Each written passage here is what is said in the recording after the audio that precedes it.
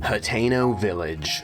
A quaint little farming town that's just as peaceful and quiet as it is seemingly unconcerned with the looming danger of the upheaval happening just outside of its borders. For players who played Breath of the Wild, you'll notice something strange that seemingly infested the town of Hateno. There are mushrooms everywhere. People are wearing mushroom-shaped hats with matching clothing, and the buildings are even donning mushroom-shaped roofs. The reason for this is unraveled primarily through one of the lengthier series of side quests in the game, the mayoral election. The TLDR of this quest is that a fashion icon named Cece has come to town and made a very strong impact on the community with her mushroom-shaped fashion sense. The standing mayor of Hateno Village, Reed, who has more of a sense for the village's tradition, particularly its famous vegetables, feuds with her over which best direction the village should head towards, embracing the new ideas of Cece and focus on fashion and trends, or stick to Reed's tradition of focusing on what's worked in Hateno's past, a focus on agricultural life and, well, vegetables. This leads to Cece demanding a mayoral election to let the people decide which direction the village should move towards. And after snooping on Cece, Link finds that she secretly sneaks out of her shed at night to chow down on Hateno vegetables because she loves them so much. Link finds on the other hand that Reed has a secret journal in his shed where he writes about how he and Knack, the best farmer in Hateno, have come up with a brand new pumpkin that's inspired by Cece's brand, whatever a mushroom pumpkin might look like. At the actual election, these secrets come to light, and Reed and Cece decide that the best way for the village to move forward is together, as Reed puts it, by combining traditional culture with new ideas, and that's the resolution of the big Hateno Village questline. Now, it was a fun enough little side quest with a nice and applicable to life message at the end, but what really stuck out to me most was how much it reminded me of Majora's Mask, and not just the mayoral election questline, but really Hateno Village as a whole. Now, Majora's Mask is probably most well known for its somber and darker atmosphere. I mean, so many Zelda fans have lovingly dubbed it the darkest Zelda game for a reason, right? The game regularly grapples with more mature themes than other Zelda games, such as death and grief. I will clarify that Hateno Village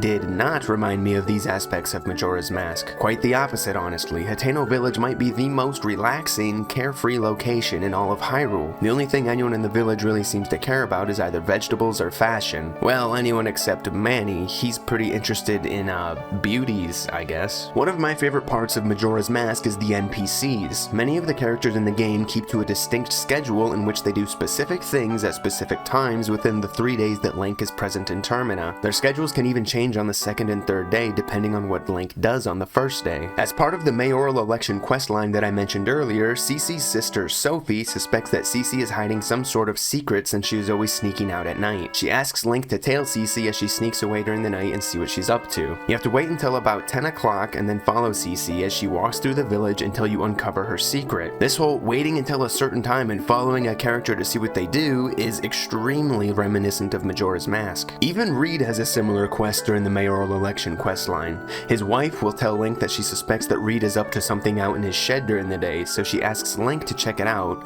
but while making sure that Reed doesn't catch on to him. She tells us that Reed won't be there during the day, so that'd be Link's best bet to avoid him, once again making us work around a character's schedule. Even outside of quest lines, many of the characters in Hateno have routines that they stick to, and for probably the first time in a Zelda game since Majora's Mask, I was interested in seeing how these NPCs spend their lofty days about Hateno Village. And if you follow some of them, they may even lead you to rewards. For example, this trio of characters, Broca, Baumar, and Celessa. Let's briefly take a look at what they do during the day, as they're probably the busiest characters in the entire village. The trio start their mornings in Hateno's Inn, standing on the balcony discussing how they're gonna spend the upcoming day searching for Misko's hidden treasure. Unless it's raining, then they'll be staying inside doing the same thing. Around 2 a.m., Prima, one of the innkeepers, will walk away from the counter to try and eavesdrop on the group's conversation because, as her husband Wharton will tell you if you go and talk to him while Prima is away, she has become obsessed with this treasure as she thinks it'll be a fashionable new outfit. Come 4 a.m., Prima has to return to work.